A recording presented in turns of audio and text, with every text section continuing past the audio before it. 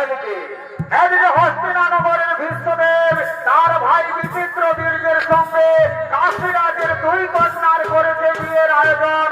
তাই দেশ বিদেশ রয়েছে আমন্ত্রণ। তাই সমস্ত রাজ্যবাসীগণ মহানন্দে রাজবাড়ির দিকে করছে আগমন।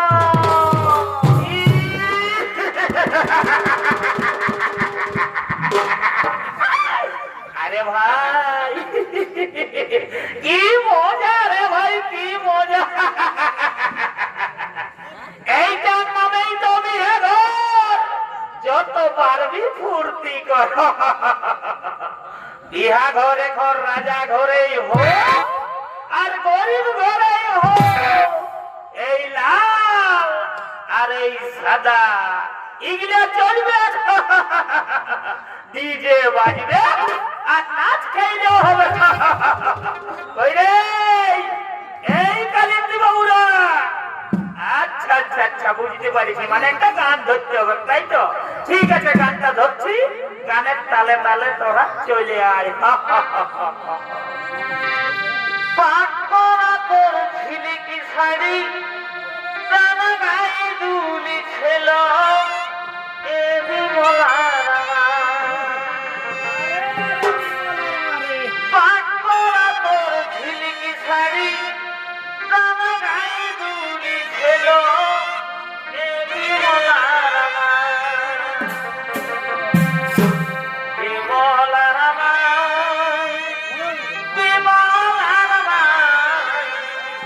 বিমলার মাইকে বড়ই ভালো বাসি গো, বারে বারে বাছারে যাওয়ার মনে করি না।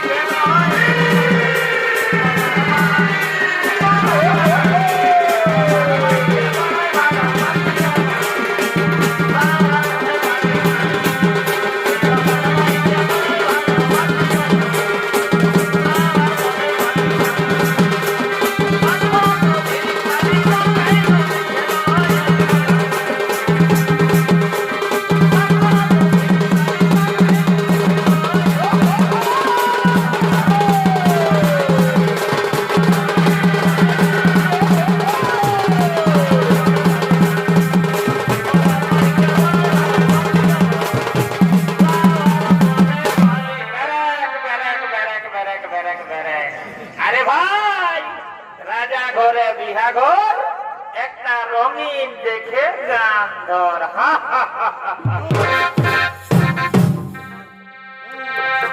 রঙের বোতল দেখে আমার মাথা যে ঘুরায়। আরে ভাই, এই রঙিন মালটা হচ্ছে বিদেশি মাল, বুঝলিস না? এই মালটা টানিয়ে দিতে দিতে না আমাকে শ্রদ্ধা করে দেয়। রঙের বোতল দেখে আমার মাথা যে ঘুরায়। আর দিল সেটা টানে দিলে বলার কিছু। আরে ভাই, এই দিলসে মালটা হচ্ছে আমাদের দেশি মাল, ওই জন্য এর আদরটা অনেক বেশি। ও মন গেল রে মাঠে, মন গেল রে মাঠে, নাচে নুচে নাচে আজ নাচে, সারা দিন মরে গেলি।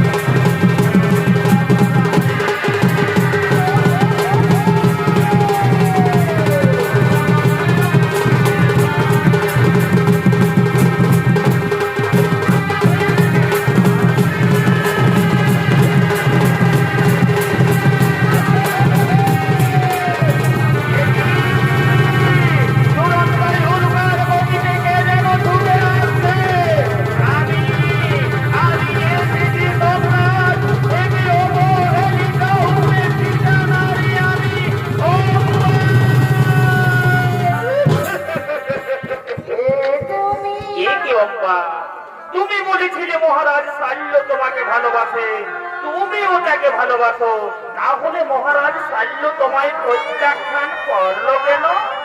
আপনার জন্য আপনি আমার হাত ধরে রুখে তুলেছেন বলে মহারাজ শাল্য বলেছে এ হাত সে আর স্পর্শ করবে না। এই কি অব্বা, এই মাত্র অপরাধ? চলো চলো অব্বা, আমি তোমাকে নিজে মহারাজ শাল্যের কাছে পৌঁছে দেবো, আমি মহারাজ শাল্যের কাছে ক্ষমা চাইব। আজ আর আমি মহারাজ শাল্যের কাছে ফিরে যাব না। মহারাজ শাল্য আজ আমার চোখে নরকের কৃমিকে রয়ে অধম